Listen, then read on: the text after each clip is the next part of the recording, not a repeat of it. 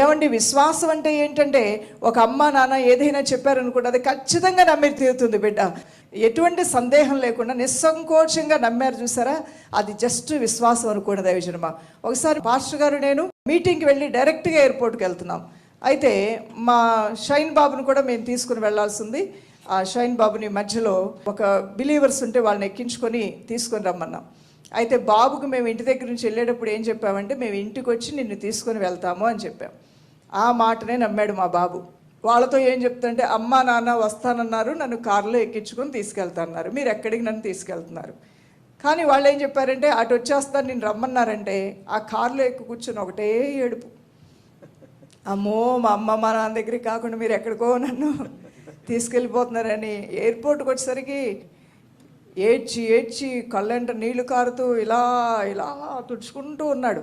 ఆ దృశ్యం చూస్తే నాకు చాలా బాధ అనిపించింది. మమ్మల్ని చూడగానే కారులోంచి ఒక దూకు పరిగెత్తుకొచ్చి గట్టిగా పట్టేసుకున్నాడు. ఏంటి నాన్న ఎందుకు ఏడ్చావంటే, ఏడుస్తూ నా మీద నెపం మోపుతున్నాడు. ఇంటికి వచ్చి తీసుకెళ్తాన్నావు కదా, వీళ్ళెవరు నన్ను తీసుకొచ్చారని. ఐఎమ్ వెరీ సారీ అని చెప్పేసి, ఎంత జస్ట్ 6 సంవత్సరాల వయసు ఉంటుందేమో.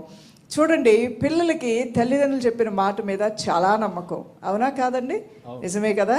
మరి అలానే నువ్వు కూడా దేవుని మాటలన్నీ నమ్మితే నీ కన్నీరు తుడిచే నీ దేవుడు నిన్ను హక్కును చేర్చుకొని కౌగిలించుకొని నీ కష్టాలన్నీ తీసివేస్తాడు దేవుడు బిడ్డ.